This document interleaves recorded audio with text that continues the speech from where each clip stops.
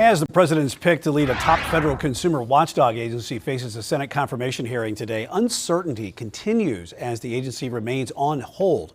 2 weeks ago, the Trump administration ordered the Consumer Financial Protection Bureau to stop all work, and that includes proposed and finalized rules that were not yet in effect, as well as all investigative work. Agency is responsible for ensuring that credit card companies, mortgage lenders, and others are not using deceptive or abusive practices. Trump administration says it does not plan on shutting the agency down.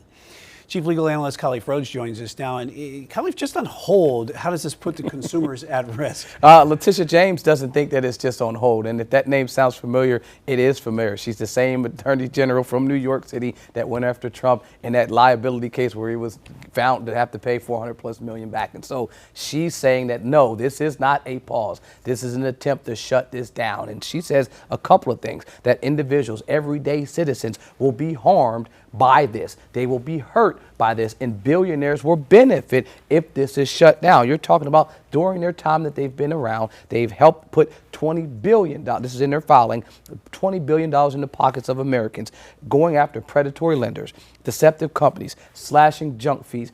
She says in this complaint, the only reason to get rid of a watchdog group like this is to protect bad actors. And she's not alone. 23 other state attorney generals have joined in. Jeff Jackson, our own state attorney general, has joined in. This obviously is going across party lines. You don't have all the states, but you have a number of states. But the question that I think we want to know is, what are the folks in those states that are going to be affected where their attorneys general have not jumped on this complaint going to do? Yeah, and, you know, it's a lot to consume here, so to speak, right now for a lot of the consumers. But the dropping here of the several high-profile lawsuits, that's going to hurt consumers as well, isn't it? It will. I mean, you got to think about it. The criminal justice system in this type of system is there for two parts. It's punitive and it's the deterrent. And so if I'm a bad actor, if I'm a company that I know I'm doing something that's unfair, deceptive, and it's built into my trade practice, and the only way that I know I could be stopped from doing this is if there's a company or a watchdog that's stopping me. Well, if you remove that watchdog from being there, what's stopping me from deciding to go back to doing the very things that I was doing? And so who gets hurt in the middle? One of the things that they did last year was the Biden administration advised that the Consumer Financial Protection Bureau remove from folks' credit anything that was placed on it that was medically connected. So if you've received a hospital bill, instead of going through the whole process of fighting it, some $20 fine or fee that may have dropped your credit score by 20 or 30 points, they were saying to remove them because maybe these fees were fraudulent and the process for you to go get rid of them was hard. Some of the other things they had companies do was, if you signed up for something that was